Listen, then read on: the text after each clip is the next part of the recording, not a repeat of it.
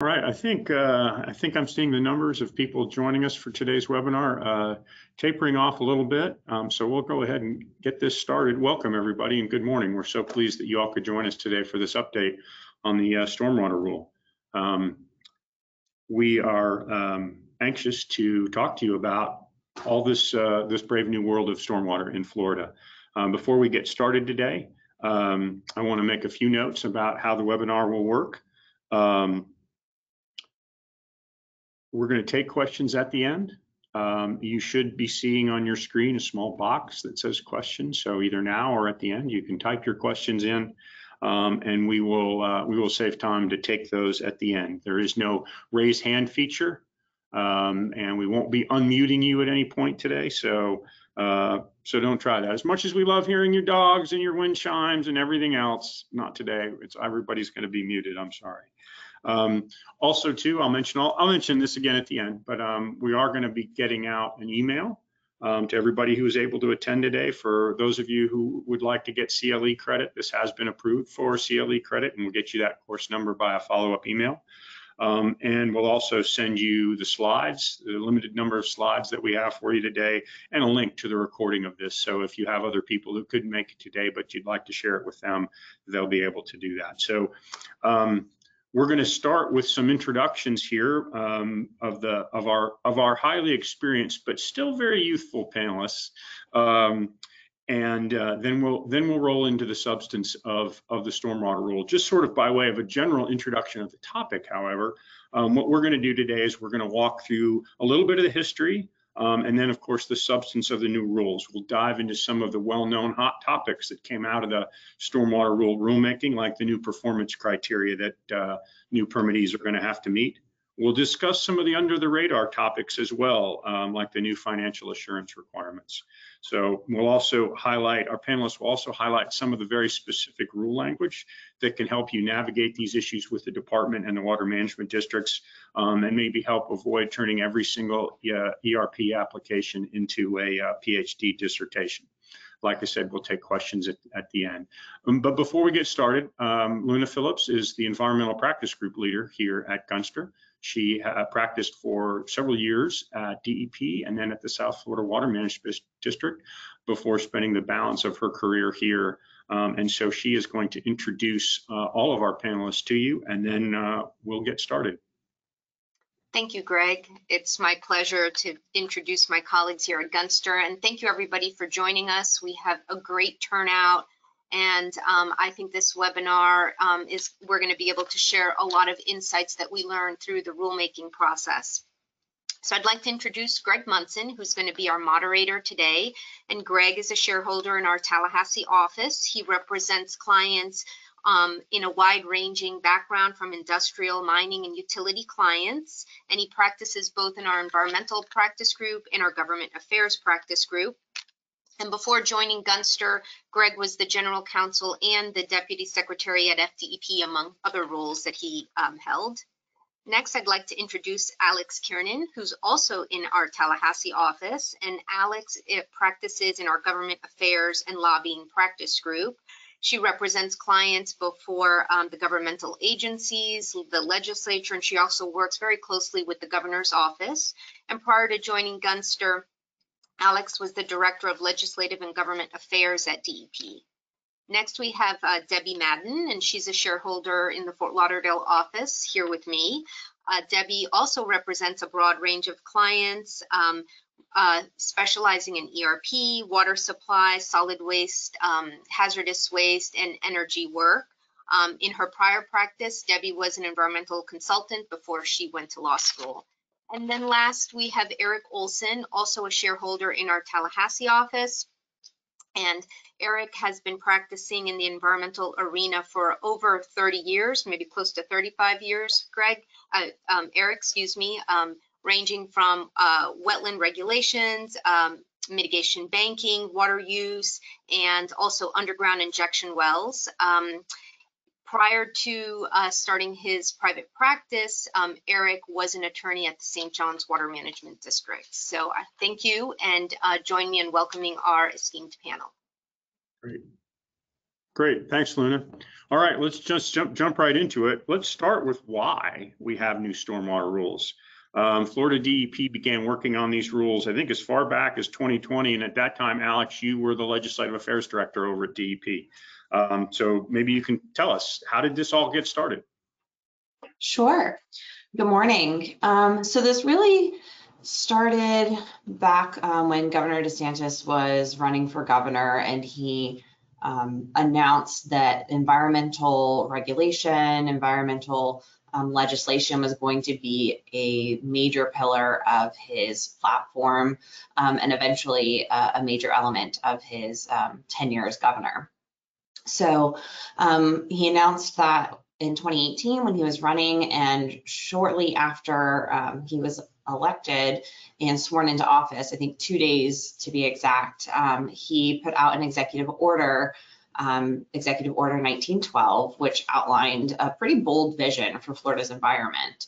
The EO directed DEP and other agencies to undertake several actions to address and improve water quality in Florida.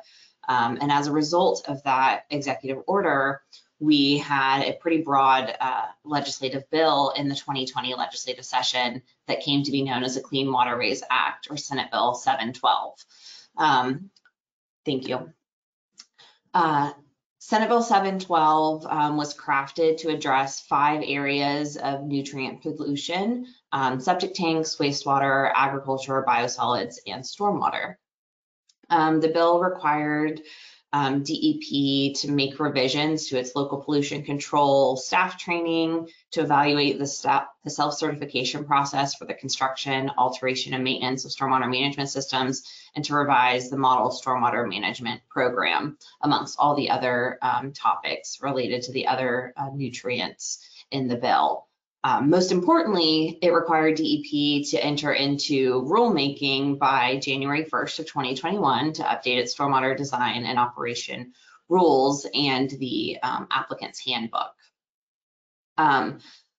A key part of the direction that was given to DEP for this rulemaking was specifically the bill stated that the rules needed to consider and address low impact design best management practices and design criteria that increase the removal of nutrients from stormwater discharges. And that direction to specifically increase the removal of nutrients became a very key element that drove a lot of the discussions around the rulemaking. The implementation of Senate Bill 712 resulted in DEP convening a stormwater technical advisory committee. They held 13 meetings over the course of 2 years, and the rule was adopted by the Department of State in May of 2023. Now, as a result of the estimated cost of the rule, it was required to be ratified by the legislature. So DEP brought that rule before the legislature this year in 2024, and it was successfully passed and signed by the governor on June 28th. And then looking ahead a little bit, there was some delay of some of the implementation of those elements of the rules. So come 2025, December 28th, all of the elements will be in effect and be required to be met by applicants. Right, great, good point, Alex. And I will say on that last point about those that are in effect, stay tuned for our discussion here coming up on grandfathering as well. You may not everybody's affected. The people who are affected will be the new permits, of course. So, but we'll get into that. And great point too on that legislative language. That word improve in terms of water quality turned out to be a very significant choice of words by the legislature as DEP moved through this rulemaking process, because the department hinged a lot of their decision making on that single word. Anyway, Alex, is there anything else? The department, did they take any positions on the bill as it was moving through? What was their reaction to this? Sure. So the department was really hands-on, as well as the governor's office, on that bill language. It was really crafted collaboratively between DEP and the governor's office, and it was a governor's priority bill that year. So it really was shepherded through the entire legislative process. Okay, well, great. That's a helpful perspective. Let's get one other perspective before we dive into the details of the new rule. And let's get some perspective on the old rule by way of comparison. Luna, you worked on stormwater permits when you were at DEP and also at the Water Management District, and you continue to, of course, as our practice group leader here. But I'm curious, what were when you first started looking through this rule language, based on your past experience with the rule, what were the big surprises? What were the top three, say, surprises for you under the new rule compared to the old rule? You're muted, Luna. Thank you. Thank you, Greg. And this may be the same for all of our attendees, but as this rule developed, the top three surprises for me was the fact that there isn't a presumption in meeting the water quality criteria, the increased financial assurances, and the increase in inspections that we can now expect by the agency staff of our projects. So to me, I think those are three of the biggest surprises and biggest changes from the prior rule. Okay. So let's dig into each of those topics that you mentioned, Luna, a little bit more. Deb, can you talk to us a little bit? I mean, I mentioned this as an under the radar topic, but I don't mean to imply that it's a small topic, because I think, as Luna just mentioned, this was one of the bigger surprises, one of the bigger issues coming out of us. Can you talk to us a little bit about the new financial assurance requirements in the rule, please? Sure, Greg. The new financial requirement is actually a certification that the long-term operating entity for the surface water management system has the financial capability to operate and maintain that system in perpetuity. So the DEP rule adopts a new certification form that has to be signed by the permittee and the long-term operating entity if those are different proposed entities. The reason for that financial requirement is the concern about the actual costs of maintaining these systems in the long term, and making sure that those operation and maintenance costs are clearly laid out and explained. And that is done through an operation and maintenance plan that has to be submitted with the permit application now, which will lay out the costs for implementing the O&M plan and assign a cost estimate for the life of the project. And that cost estimate is actually attached to the certification form. So this will typically involve the project engineer listing out the stormwater components that are in the design, and then identifying specific tasks needed to operate and maintain those in perpetuity, using maintenance schedules and an inspection checklist that's been adopted as a form with the rule. And so the engineer will then take that list of tasks and assign a cost to implement each task, and dividing that cost by the estimated life of the project, come up with an annual cost to maintain this project in perpetuity. And so that will be, attached to the form and listed on the form, and the permittee or the planned long-term operating entity, which could be like a homeowners association or other type of association, would be signing and certifying that they have that financial capability. And if the long-term operating entity is an association, there is quite a bit of detail in the applicant's handbook on the real estate documentation that has to be put into place to provide those assurances that the association has all of the authority and control over the reserve funds needed to meet those financial obligations. In fact, reserve accounts actually have to be executed and funded now before the transfer of the permit into the operation and maintenance phase. And so, preparing this cost estimate, it's likely to be done by the project engineer. And I think, at least initially, we foresee that there could be a lot of variability in what the operation and maintenance tasks and costs assigned to them could be. So something to look out for. Yeah. Wow, that really that does sound like it's a lot more work. Wow. So yeah, you watching the DEP go through that rulemaking process, you could really see that a lot of that was oriented towards wayward homeowners associations around the state. So I guess we have them to thank for the new financial assurance requirements. One of the other things that Luna mentioned at the outset, Deb, was the inspections, some new inspections requirement. Can you tell us what's going on there? Yes, and I think there's a slide. I don't know if we could advance maybe one or two. But after construction, implementing the inspections is going to be the step that ensures that the operation and maintenance plan is implemented and that the stormwater management systems are maintained as they were designed and permitted by the agencies. So the agencies are, and this rule puts more obligation on the permittee to check the system through these inspections and report back to the agency that the system is working or that there are issues that need to be fixed. And all of these inspection requirements are in section 12.5 of the applicant's handbook. The rule requires a qualified inspector, which will usually be a professional engineer, to do the inspection. And that person will, there is an inspection checklist, of course, in the rule. It's 11 pages. And of course, not all of that's going to be applicable to every system, but quite extensive.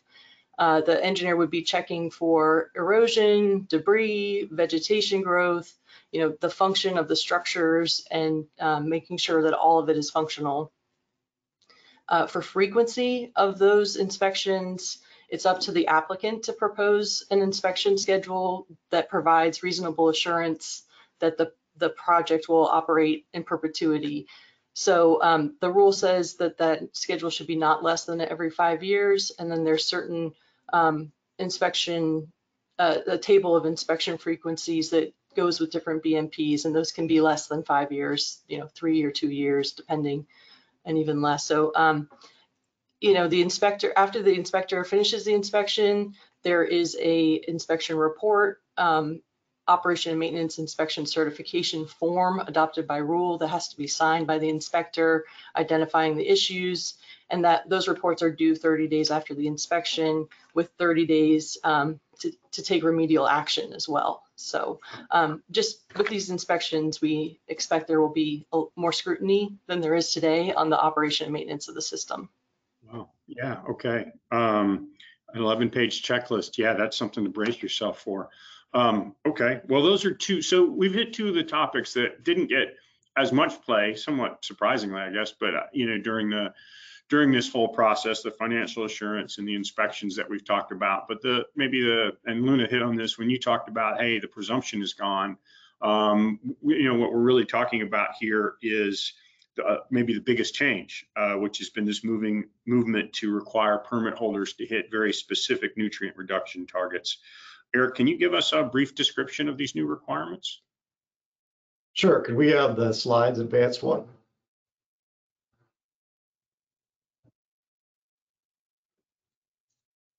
There we go. So the new stormwater rules set forth extensive treatment criteria, largely focused on nutrients. That was the issue thought to be addressed in the permitting requirements. And to put it in some context, let me start first with the presumptive criteria, or the elimination of that Luna mentioned at the beginning. So what we had under the old stormwater rules, which were adopted back largely in 1989 and pretty much unchanged ever since then, is that a permit applicant had to demonstrate that they were capturing and treating a certain volume of stormwater produced by several designed storms.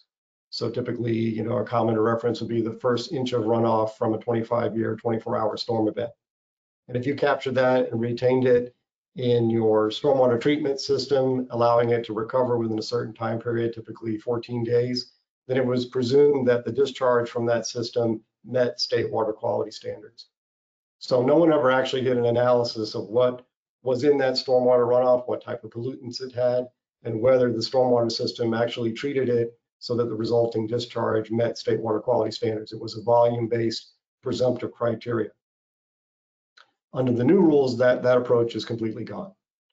And now we've switched to a requirement of analyzing the amount of nutrients in the runoff of the site as it currently is, and then analyzing the amount of nutrients largely consisting of total phosphorus and total nitrogen in the site post-development. And then you begin your treatment requirements based on that. So when engineers are now going to have to do a calculus not only of the volume of stormwater produced by the runoff, but the actual concentrations of these pollutants in that stormwater runoff. And there are values set forth for that in the rule the engineers can use, but you're going to have to do this far more complicated calculation to determine the amount of loading coming from the system as it currently is. Okay. The treatment criteria depends upon, go ahead. No, go ahead. I'm sorry. I was going to jump to Right. that issue, Eric, but no, go ahead. I'm sorry. Finish that out. Sure. The treatment criteria depends on what the project is and what it's discharging into. So if it's not a redevelopment project, you're discharging into what I'll call a standard water body, one that isn't an OFW and is not impaired. You're going to have to treat that stormwater to achieve the greater of an 80% total phosphorus reduction and a 55% total nitrogen reduction, or show that the post-development loading is less than the pre-development loading. Whichever is the greater of those is a standard has to be met for non-OFW, non-impaired water bodies.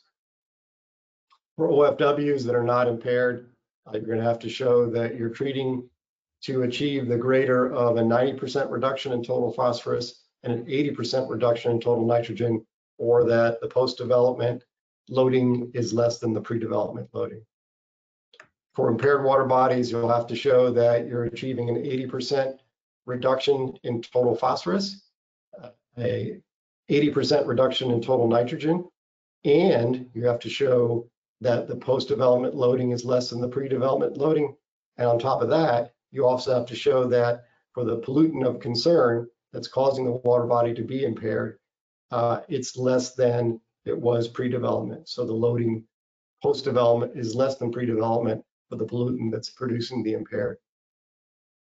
For these type of impaired water bodies, the rule does provide an alternative requirement, which is if DEP's gone through the full process of determining the water body to be impaired and developed a basin management action plan or remedial action plan on how that water body will recover from the impairment, instead of doing the 80% total nitrogen, total phosphorus pre-post analysis I just discussed, you can instead show that your project's meeting whatever is applicable to it from the basin management action plan. So there is an alternative route for these type of impaired water bodies. For redevelopment projects, if you're discharging to a standard water body, meaning a non-OFW, non-impaired water body, the requirement is 80% total phosphorus reduction and 45% total nitrogen reduction. And if you're doing a redevelopment project and discharging to an outstanding Florida water body, the requirement is a 90% total phosphorus reduction and a 6% total nitrogen reduction.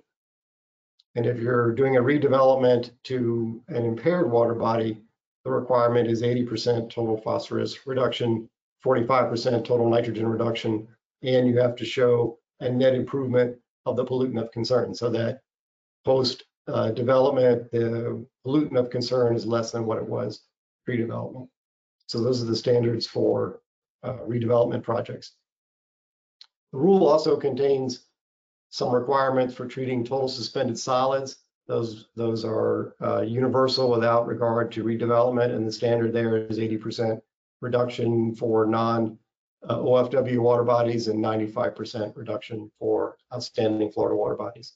So these are significantly new and pretty daunting treatment criteria to meet. Most of the engineers I've talked to said the main issue of concern, or the biggest issue, will be meeting the total nitrogen reduction. It's very difficult to achieve total nitrogen reductions along the lines of what the rules specify. Require far more extensive stormwater treatment criteria and best management practices than what we're doing today. Also, too, Eric, were there some, because I know we're going to talk a little bit more about BMPs, but the rule also includes some a list of BMPs? Yes, the rule contains a list of best management practices that can be employed and the treatment levels achieved by each of those best management practices. And that's put in there to guide applicants in picking the best management practices to achieve the reductions I outlined. It might not just be one BMP, you might be using several BMPs tied together, which the rule refers to as a treatment train type of system. And there's a process laid out to calculate how the treatment train will achieve the degree of nutrient reduction mandated by the rule if you tie each of the BMPs together. Okay. Anything significant on offsite treatment from your perspective? Yeah, the ability to treat stormwater with offsite measures has always been in the ERP rules, but this rule expands on that. It provides the ability to use regional stormwater treatment systems. It provides the ability to use offsite compensation, which is there's an area not on your project site, but you have some legal right to drain your stormwater to it, and they'll provide the level of treatment, and they have to provide their own calculus showing these degrees of treatment specified in the rule. And there's also a provision in the rule for providing overtreatment in one area to make up for undertreatment in another. So if you can't achieve these targets with your own system, it might be that you can use one part of your project to achieve greater than these targets and allow another part to achieve less than these targets so that the end result meets the overall criteria. Great.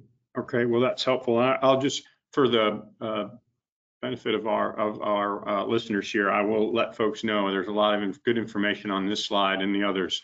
And just as a reminder, we will be getting these out to you all afterwards. So if you're wondering, if you don't have to madly scribble these numbers down, we're going to get them out to you afterwards. And we are starting to see questions pop into the questions box. So go ahead if you have them, and don't hesitate to put a question in there. We're going to have, looks like we're going to have plenty of time for questions at the end. So anyway, Eric, what I started talking about with you there is, this idea we're moving away from a presumption, and we're moving to having to show that performance standards were met. And I have the benefit, of course, of having worked with you talked with you during this development process. What was your biggest concern, if you can share with other folks? What was your biggest concern when you first started looking at the rules as it developed? What was your biggest concern there?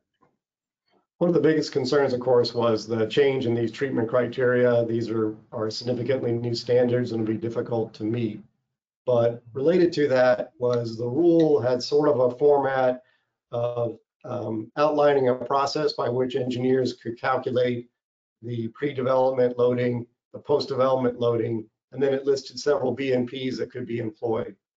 But the rule language really didn't tie together the fact that if you did the calculation showing the post-development, did the calculation showing that the BMPs would reduce the phosphorus and nitrogen loadings down to what the standard of the rule required, that then met the criteria. So there was sort of here are the criteria, here's how to calculate what the loading is, here are the BMPs, but it was not tied together, showing that if you followed the process, you met the overall treatment criteria. And so that was something we looked at and helped work on during the rulemaking process. Yeah, okay. I think, and I'm stealing your phrase here. I think it was somebody coined this, and maybe it was at one of the public meetings we attended, said, hey, every single one of our applications is going to require a PhD dissertation. I think that was maybe one of the animating, the short version of that concern of having all these disparate pieces out there and what would happen once it actually got to be implemented by the water management districts. And we were fortunate enough to have Associated Industries of Florida share that concern. And you and I were able to, with their leadership, work to get some changes made to the DEP rule before it became ratified, as Alex said, this past year. Eric, maybe you can describe some of the rule language changes that you drafted and that we worked into the rule. Can you tell us about those and maybe how that might help permit applicants as they navigate through the new rule?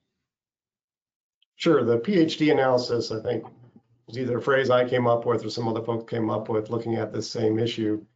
And the idea was because the provisions on calculating the pre-post loading and the use of BMPs was not tied to meeting the ultimate criteria, the question was, what would you have to do to show you met the ultimate criteria of the nutrient phosphorus reductions?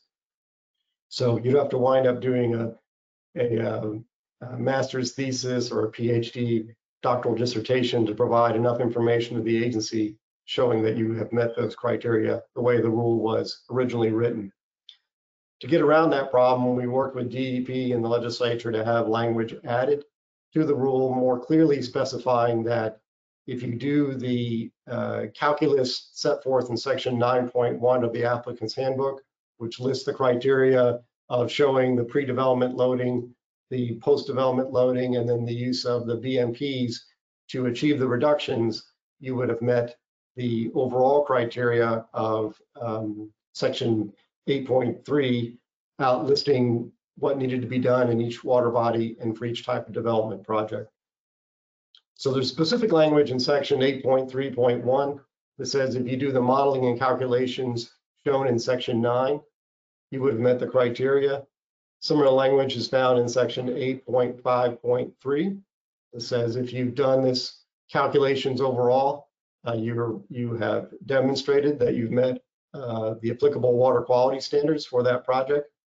And then in section 9.1, at the end of the overall listing of the steps that have to be followed to comply with the criteria, there's language that was added that says, if you demonstrate, provide reasonable assurances through the use of modeling and calculations that you've done these steps, that they've shown what they need to show, then it's presumed that you meet the total phosphorus and total nitrogen reduction criteria that I outlined above.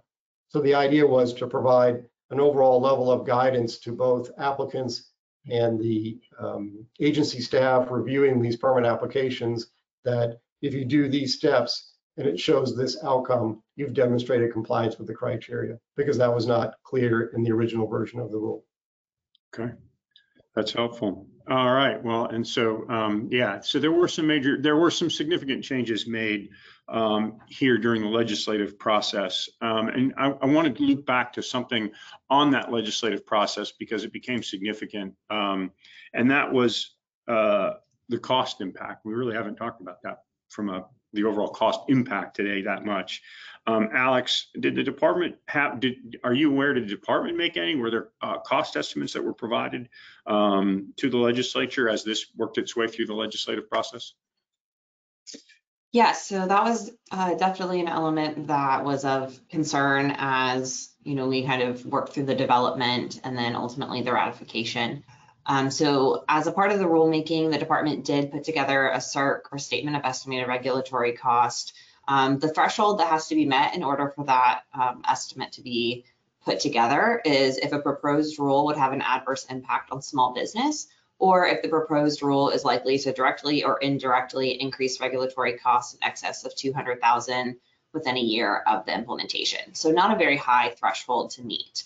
And the estimates that were put together for the stormwater rule far surpassed that. They actually ended up being an anticipated increase of about $1.21 billion for development projects, which shakes out to about, and that's over a 5-year period, that shakes out to about a $2,600 per acre increase in cost. To give you a little bit of comparison to that, the current rules have about a $31,600 per acre developed cost over a 5-year period. So we're, you know, looking at then just over $34,000 per acre. So a very significant impact fiscally. And it was something that required a lot of discussion throughout the legislative process of how these rules would impact the regulated community. But ultimately, the department determined that the cost on the back end of remediating these impacts was worth moving forward with the new rules. Huh, that was DEP projections you said on that, Alex? Yes. Yeah, okay. I'm going to walk out on a limb here and say there might be a few people who think that those are underestimates. So we'll just have to see how that goes. But anyway, so we had this proposed rule. Eric's already talked about the fact that we made that some changes were made through the intervention of groups like Associated Industries of Florida and others during the legislative process. One of the areas that was probably most heavily impacted and pretty important to a lot of you existing ERP folks is which parts of the new rule would go into effect immediately and which parts would be grandfathered. Deb, can you help us understand? I mean, I know it's a thicket, but Deb, can you help us understand the provisions that will affect some current permit holders right away and which parts of the new rule will go into effect later? Yeah, in short, DEP is interpreting the rules as if you have an ERP application pending, you're grandfathered for now from the nutrient treatment portion of the rule, but not the operation and maintenance and the dam safety requirements. The grandfathering is in section 3.1.2 of the applicant's handbook, and that interpretation might not be so straightforward or easily discernible on the face of that language, but that's the way we understand DEP's interpretation. Okay. All right. So it's important. It's not just a broad based. If you have an existing permit, you're off the hook. I won't say get out of jail, but you're off the hook. There's a nuance, it sounds like, to that, huh? If you're continuing to modify the permit or have an application pending to implement construction on a conceptual ERP, we are seeing the interpretation that the O&M requirements are needed. Okay. And then the nutrient portion is not being applied yet until December of 2025. All right. Okay. And that was from our original slide. Well, that's great. Okay. Well, good. It certainly sounds like it's going to be a brave new world out there when it comes to Florida stormwater permitting going forward. Luna, do you have any tips for folks for permit applicants who might be navigating these new rules? Mm-hmm. Thank you, Greg. Yes, I think first off, communicating with your agency staff or your reviewer early. The rule is new for all of us. It's new for them as well. So starting those conversations early so you know what to expect, I think is key. Obviously becoming familiar with the new criteria, but probably my biggest tip, and I see that we have a lot of developers and consultants, that have joined us today, is due diligence. Do your homework and give yourself plenty of time, because as you heard from Eric, the criteria is very different now. And if you are thinking of purchasing a property and developing it, or even if it already has an existing ERP, and you're looking to improve and expand, the requirements are very different, and you're going to need to understand what that really means to your bottom line, and maybe it changes the calculus on whether you decide to proceed with that piece of property. So I think that because this is so new, Greg, the due diligence now is just all that more important, so that we can make sure that developers, our clients, really understand what they're getting into. Yeah. Okay. All right. Thanks, Luna. And I guess we'll take one last question. I mean, I think certainly there has been no shortage of what's the right word here? Angst, maybe, over the new rule. A lot of people expressing displeasure at some aspects of this. But is there any hope, Alex? Is the legislature likely to dive back into this at some point down the road? And again, for people who simply just want to see this all go away, or maybe have the legislature make additional changes. What are the chances, Alex, you think that the legislature or DEP may reopen this for additional changes? So at least in the legislative political world, we never say never. I think for the immediate, the path that we're looking at is going to be implementing these rules as they've been passed and seeing what that looks like, kind of evaluating that implementation process and the reality of the achievability of these standards.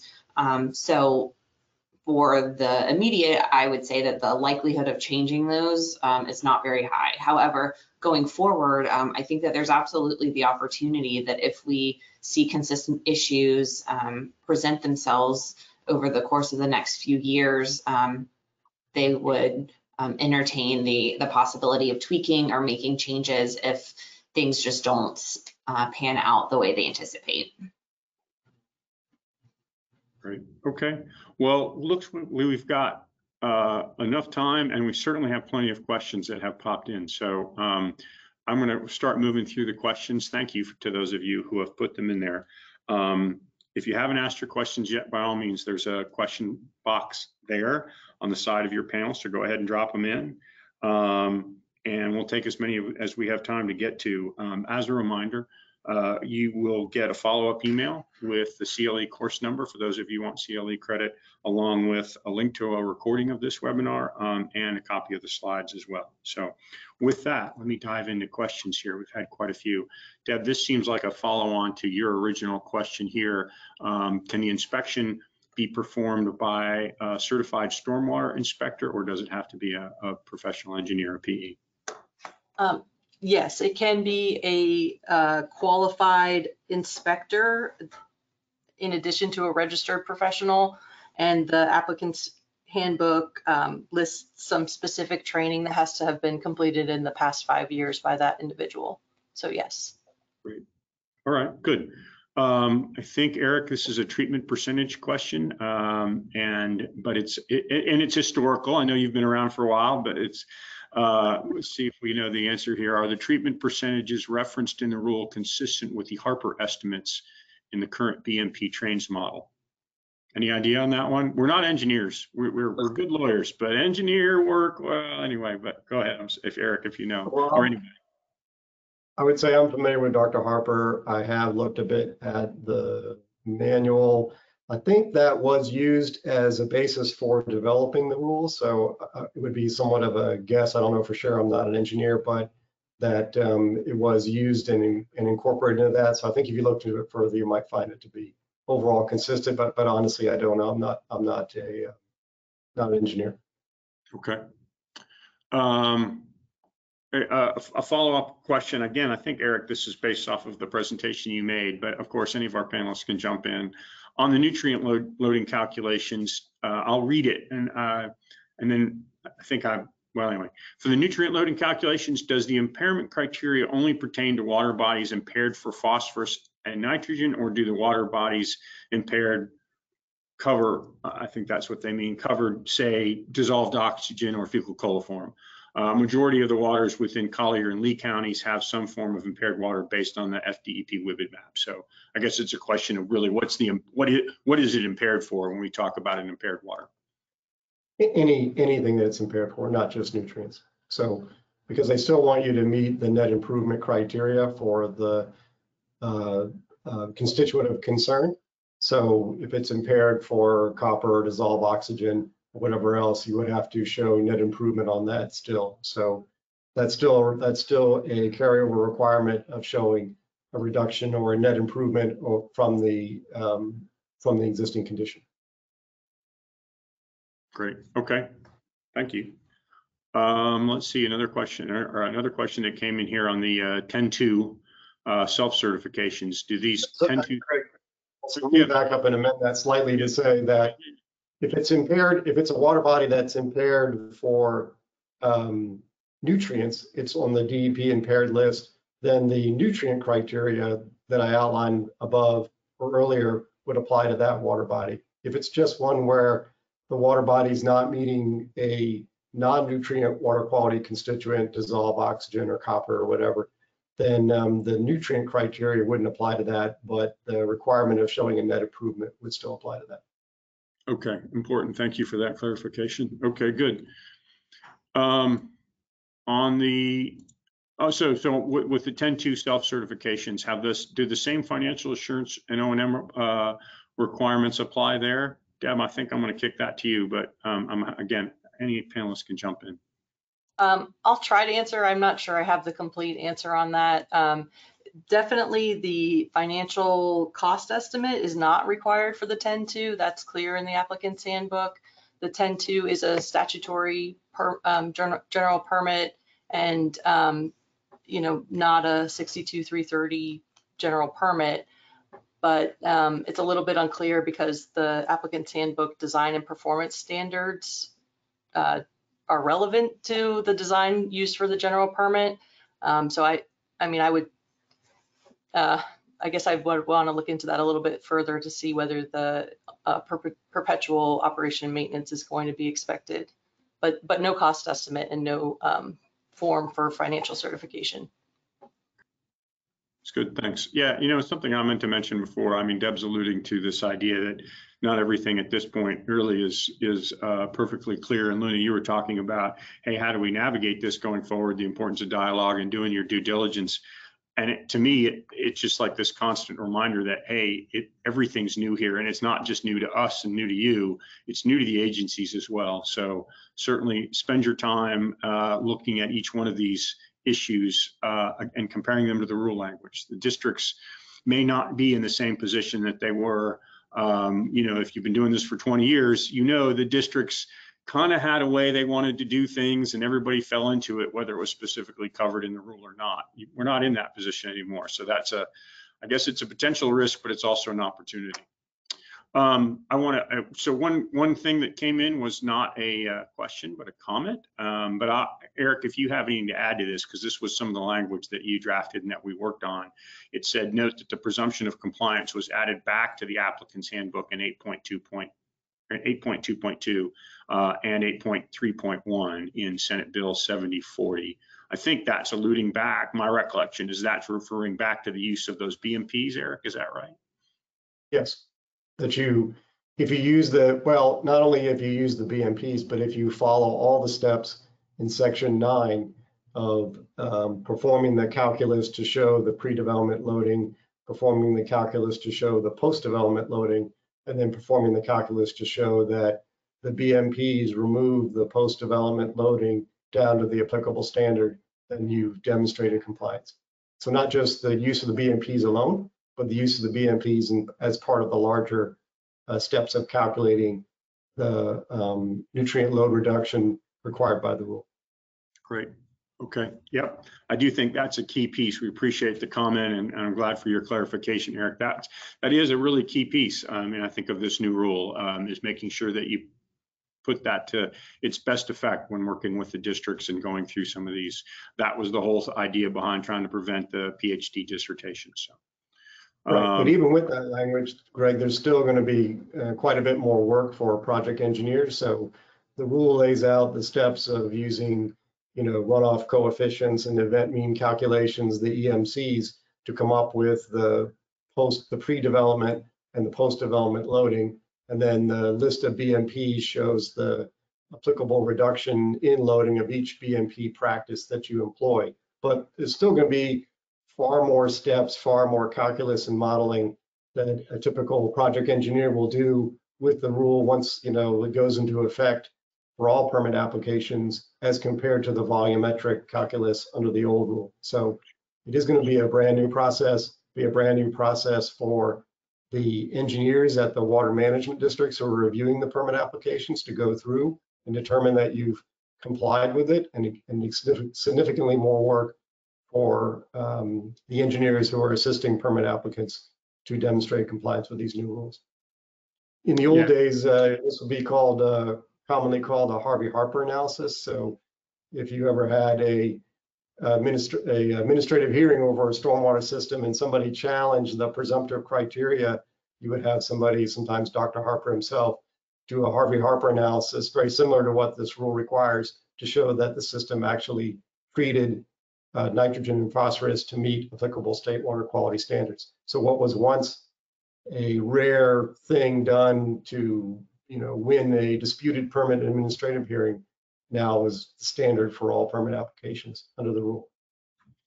Yeah. Well, that's a great point. And yeah, certainly while it was certainly an improvement, some of the changes that the legislature made, it was still a sausage making process. So not everything everybody wanted probably got stuck in at the end. It was the result of some negotiation. But anyway, so we have the next. I'm going to move on here. I want to try. We've got a lot of questions coming in. So we have somebody who's commented that the estimating the present value for the cost isn't difficult. The annual cost for maintenance is not an issue. The question is there some accommodation for the time value of money and guidance on the lifespan of the project? It's a great question. No idea. I think that's a great question too. I don't have the answer, and I've seen some varying O&M plans with different lifespans. So I think right now it's up to the judgment of the engineer. Okay. Yeah. I mean, I just haven't, I just don't remember anything coming up in negotiations or discussions with the department being addressed in the rule in terms of how to estimate the time value of money on that. So it's a great question, and maybe something, maybe we'll see some guidance from the department on at some point down the road. Appreciate the Hey, Greg, question. I would add the best guess on that is that, the current rule requires you to estimate the cost for the useful life of the system. So the useful life of whatever that is might be the standpoint of looking at the time value of money. So it would depend on the system that you're operating and maintaining. Very good. So we have a Gunster, a Dean of Environmental Law at Gunster, letting us know that it looks like the longstanding debate between DEP's wet retention and the Water Management District's dry retention has finally been resolved. So I'm not one of the South Florida Water Management District ERP folks, but I don't know if you all want to chime in on that, and we can thank Mr. Cole. All right, I think Terry, nobody wants to jump in on that. I think you've covered the ground. We certainly appreciate the comment, and we're so glad you're able to join us today as well. Give us the benefit of your experience. So the next question that came in is, the rule says the greater of the percentage phosphorus or nitrogen reduction and post less than pre. Wouldn't the post-development load always be less than the pre-development if you achieve the percentage reduction? Isn't the percentage reduction a comparison of pre equals post, or post and pre-development loads? Eric, I think that's going back to your slides, and maybe what I would say what's that reduction a reduction from? The reduction is from the post-development loading. So, you've done the pre-development loading, then you show the reduction in the post-development loading of the percentages. And then the pre versus post is, it's the greater of whichever of those two. I can't imagine every single incidence. I mean, it sounds like in many cases, pre versus post would be the higher standard, but it came up during the rulemaking process that they should delete those requirements and just use pre not greater than post as the standard, and that was rejected, and they left in the nutrient reduction. So there were some instances the department envisioned where the percentage reduction would work out to be the more stringent criteria, the greater of the criteria. Okay, great. I'm going to keep moving on because the questions keep growing and the time does not. The next question, is this anticipated to be eligible for environmental cost recovery? So obviously this question going towards whether or not these costs can be included in submissions to the Public Service Commission and whether those can be recovered costs. I'm going to walk out on a limb here and a little bit with and say, I doubt this has come up yet. Like I'm not aware of it being addressed in the rule. I doubt DEP is giving any thought. And I don't think the PSC certainly certainly not had a chance to weigh in on this yet. That's my sort of shooting from the hip. I know who's asked the question, and that's something we can follow up with you on since we have the benefit of working with you day to day. But let me make sure our panelists don't have anything to add to that as well. And Mary Mel may. No, okay. Well, thank you for the question. We'll look at that and follow up with you. I don't know the answer as I sit here today. So the next question is, the language in section 3.12I is confusing at best. If a project has an approved local zoning, PUD, MPUD, et cetera, before January 1 of 2024, is the project considered grandfathered? Deb, you want to look at that, or Eric? Anybody want to chime in? I can chime in on that. I agree the grandfathering language is confusing to get through, but there is a provision in sub I, as the question notes, referencing PUDs that had to have been approved prior to January 1st of 2024, and they're exempt until October 1st of 2034. Or grandfathered, but it's our understanding that the department's position is still that the O&M estimates may still apply to a lot of these grandfathering provisions. There's also a DRI grandfathering provision in sub H, which is also good to note. It too had to have been approved prior to January 1st of 2024, and it's exempt until October 1st of 2044. So there's two provisions there to take a look at. Okay, great. I'm going to keep moving here, folks, because we got more questions than I think we're going to be able to get to. I will say, if we don't get to your question, you're going to get everybody's contact. You're going to get all the panelists' contact information in the follow-up email. So please don't hesitate to let us know. I'm sorry, doesn't look like we're going to be able to get to everybody's question here. But moving on, and I'll just let our panelists know that this should begin to feel like a rapid fire round at this point. Will an existing conceptual permit lock in the nutrient criteria, not just the O&M? Anybody want to feel? It does appear that's the intent. Existing unexpired conceptual permit is supposed to have the exemption apply to it for the nutrient treatment, but not the O&M. That's correct. Okay. Again, I'm going to jump around here a little bit, so my apologies. Sorry. Yeah, I'll just add a footnote to that, Greg, which is that, and this has come up already, is if you're modifying a conceptual permit, the question is the modification itself grandfathered? And the answer is if it's a minor modification, it's grandfathered, or if it's a major modification that does not lead to substantially different water resource impacts, that's also grandfathered. We've seen some of the agencies interpret that to be only minor modifications qualify, but that's not correct. Okay, good to know. Appreciate that. Moving on. The next question that we have is the rule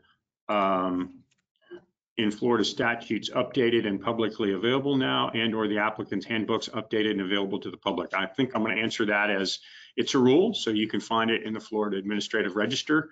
If you Google Florida Administrative Register and go to chapter 62-330, navigate your way there. Actually, I want to say 330. Help me out here, folks. I don't remember 62. 330. Okay, it is in 330.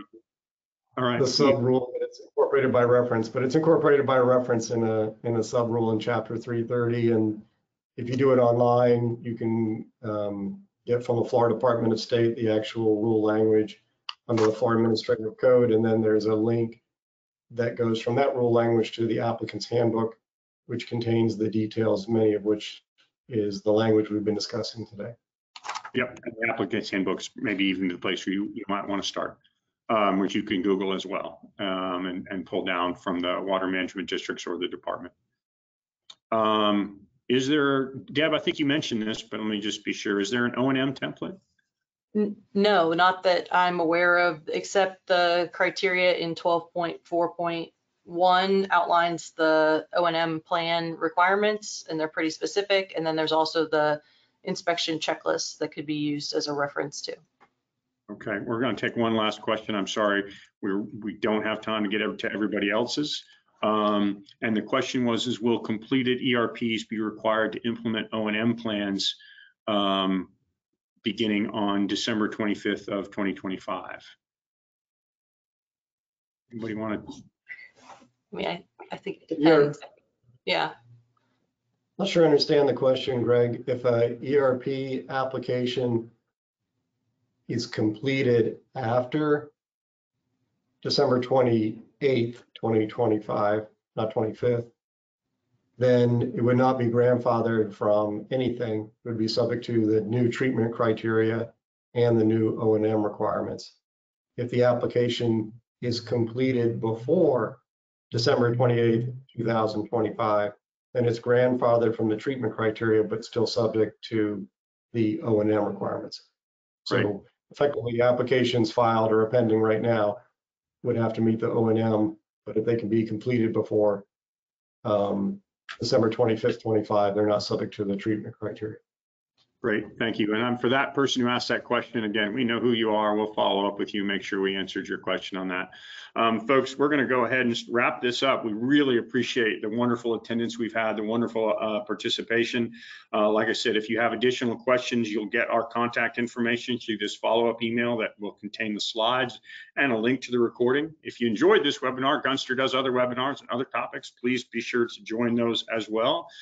So on behalf of all of our panelists, I want to thank everybody again for their time today and attending, and have a wonderful day. Thank you. Bye-bye.